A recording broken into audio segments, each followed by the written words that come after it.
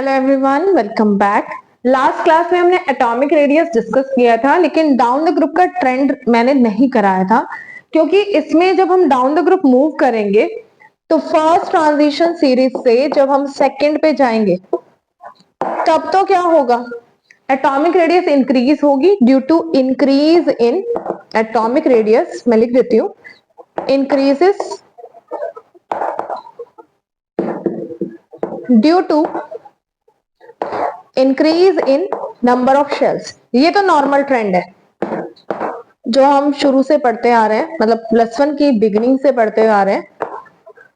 Atomic radius increase होती है due to increase in number of shells. पर हम इसके बाद जब थर्ड ट्रांजिशन सीरीज पे जाएंगे, इन दोनों की रेडियस ऑलमोस्ट कांस्टेंट है, और इसका रीजन है lanthanoid contraction. Lanthanoid contraction F block elements का पार्ट है, इसलिए मैंने इसको नहीं कराया।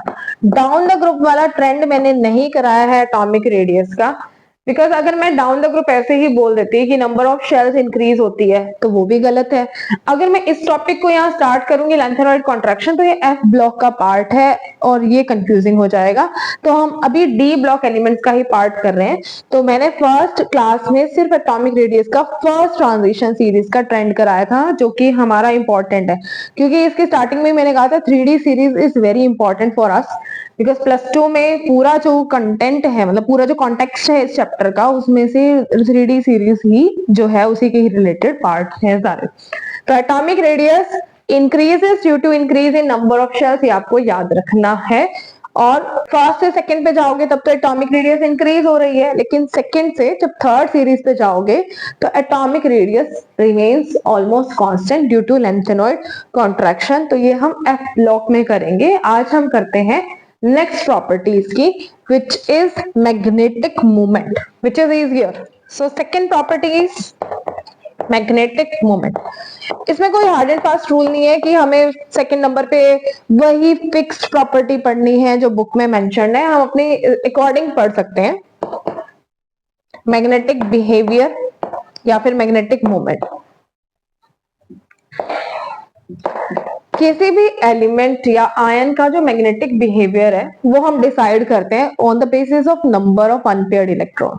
कि जो एलिमेंट है हमारे पास, जो आयन है, उसके पास नंबर ऑफ अनपेयर्ड इलेक्ट्रॉन्स कितने प्रेजेंट है, और उसी बेसिस पे हम इनको डिवाइड करते हैं। उसी बेसिस पे पैरामैग्नेटिक,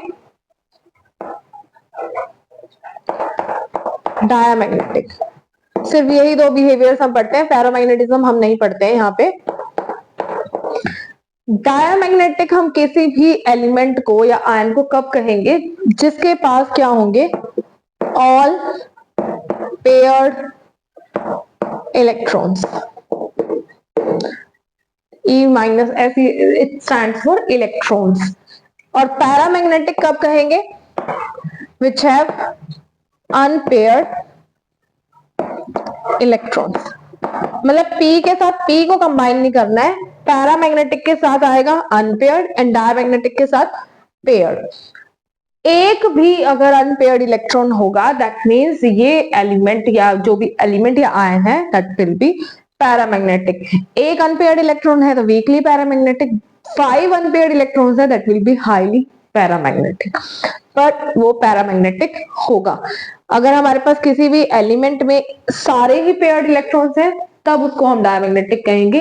अगर एक भी अनपेयर्ड इलेक्ट्रॉन हुआ then it will be paramagnetic element, ion जो भी हमारे पास होगा, मेटल। तो मैग्नेटिक मोमेंट निकालते हैं उसके बेसिस पे फिर आगे। और मैग्नेटिक मोमेंट का फॉर्मूला होता है, मैग्नेटिक मोमेंट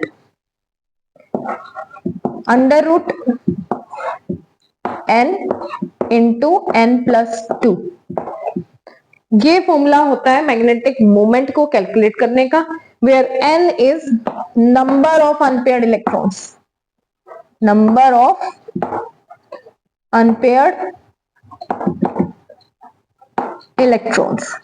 इट मींस अगर कोई एलिमेंट हमारे पास डायमैग्नेटिक है, उसकी मैग्नेटिक मोमेंट क्या हो जाएगी, automatically it will B 0 for diamagnetic element, क्योंकि यहाँ पे हमें क्या चाहिए, n की वैल्यू अनपेयर्ड इलेक्ट्रॉन्स के इक्वल है।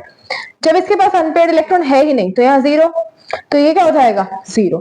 और मैग्नेटिक मोमेंट का जो यूनिट होता है that is Bohr magneton, Bm, full form is Bohr magneton. तो हम एक दो एग्जांपल करते हैं अब इसके और पता करते हैं कि कौन से हमारे पास ट्रांजिशन मेटल पैरामैग्नेटिक है और कौन से डायमैग्नेटिक। जैसे हम टाइटेनियम को लेते हैं, टाइटेनियम का एटॉमिक नंबर है हमारे पास 22।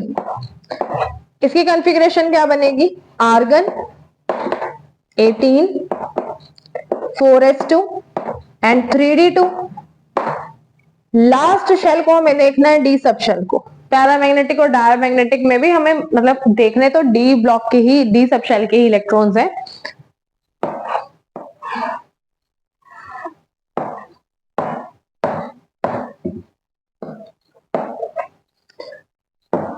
पेयरिंग नहीं करनी है हंट्स रूल के अकॉर्डिंग। 2 अनपेयर्ड इलेक्ट्रॉन्स प्रेजेंट है तो इसकी मैग्नेटिक मोमेंट कितनी आएगी, √2 इंटू 2 प्लस 2, ये कितना आ जाएगा 2 इंटू 4 हो जाएगा, तो ये क्या आएगा 8, यानी ये बन जाएगा 2√2 यूनिट्स बोहर मैग्नेटन। तो ये हो गया paramagnetic due to presence of 2 unpaired electrons, और मैग्नेटिक मोमेंट की वैल्यू हमने वहां पे कैलकुलेट कर दी। नेक्स्ट एलिमेंट हम लेते हैं जिंक। जिंक का एटॉमिक नंबर क्या है, एटॉमिक नंबर ये Z को हम जो लिख रहे हैं it is represented as atomic number, atomic number 30। तो इसकी कॉन्फ़िगरेशन आएगी argon 18, 4s2, 3d 10। 3d orbital में, इसमें सब शेल में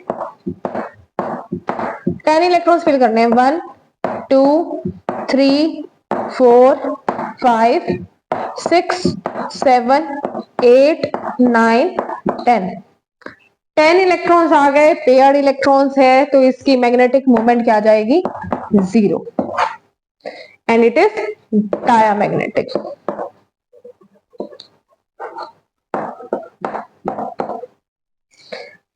जो ये डायमैग्नेटिक पैरामैग्नेटिक वाला है ये हमने CFT में भी यूज किया था, तो हमें एटॉमिक नंबर तो याद होने ही चाहिए। फिर उसके बाद अगर हमें चार्ज वगैरह दिया हुआ है कि Zn+2 बताइए पैरामैग्नेटिक है डायमैग्नेटिक, तो Zn+2 में क्या होगा, 2 इलेक्ट्रॉन्स जाएंगे लास्ट शेल से। कॉन्फ़िगरेशन तो हम ऐसे लिखते हैं पर लास्ट शेल कौन सी है 4s वाली, n की वैल्यू ये भी मैंने बताया था।